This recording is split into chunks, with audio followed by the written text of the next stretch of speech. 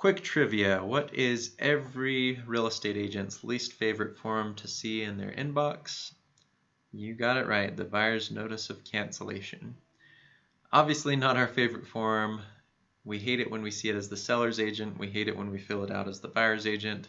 But it is essential that you know how to fill it out correctly so you can protect your client, and also how to read it and understand it as the seller's agent. So you will find it underneath the selling section, buyer's notice of cancellation. When you click on it, it will appear as so. So all you have to put in is the buyer's name.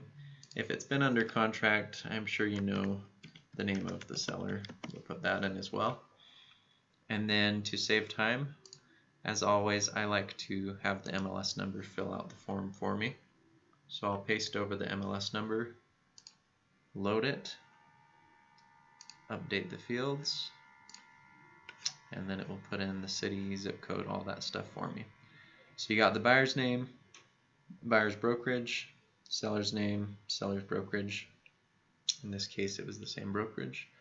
And then you've got a couple of boxes to choose from, one of these three. So we're going to go over them one at a time. So one is notice of cancellation of the REPC prior to the due diligence deadline. So pretty self-explanatory. The earnest money shall be released in accordance with section 8.1b of the REPC. So you want to reference that and make sure you made it contingent on due diligence. If it was, it's pretty cut and dry. The seller is going to refund the earnest money to you because you canceled before the deadline. So here's a little bit more confusing. Notice of cancellation of the REPC after due diligence deadline, but prior to the financing and appraisal deadline. So if you are giving this notice after due diligence and you are staying ethical, you are indeed canceling because of financing or appraisal, not because of something you should have canceled on before your due diligence deadline. If this is the case, and again, if you checked the correct box in that section of the contract that says that this sale is conditioned upon appraisal and is conditioned on obtaining financing, then it's pretty cut and dry. Again, the earnest money will be returned to the buyer. And it states that here. If canceling according to section 2, the earnest money deposit shall be released to the buyer. Notice of appraisal value is attached. So that's an interesting one. You're going to attach a notice of the appraised value. If canceling under section 8.3 of the REPC, the earnest money deposit shall be released in accordance with that section. So it's talking about financing, appraisal in those sections.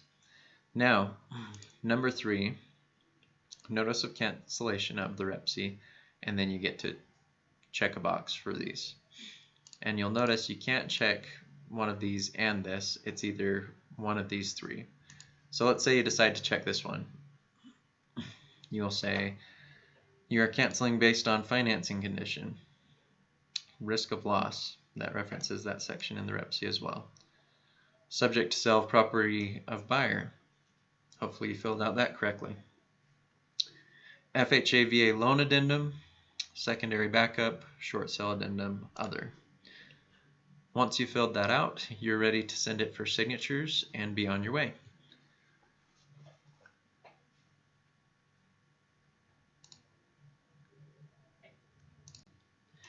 I will note something here, however. If you are with a brokerage that deposits earnest money with the title company, you may run into a snag here. So let's say you followed all the necessary protocols, you did your due diligence, it came back less than favorable, the inspection, and you decided to cancel. So according to this, you canceled before the due diligence deadline. The earnest money should be released in accordance to the REPC, right? So your buyer gets that earnest money back. Well, if you have a title company holding that earnest money, they will often require the seller's signature in order to release the earnest money. And I'm guessing you can imagine that the seller is not always super excited about complying and helping the buyer out at this point in the transaction. So just a quick plug, if your broker holds the earnest money in-house, that's a great benefit to you because your broker has the power of the purse to say, okay, looks like everybody followed the REPC here, I'm going to release it to the buyer. Whereas some title companies are going to make you go get the signature of the seller, which I've had one that was delayed for 3 months, and it was just a total nightmare. The buyers were in completely the right side of this equation, but we needed the seller's signature because of the title company's policy. So keep that in mind. If your broker's holding the earnest money, this will be a lot easier to get through this step.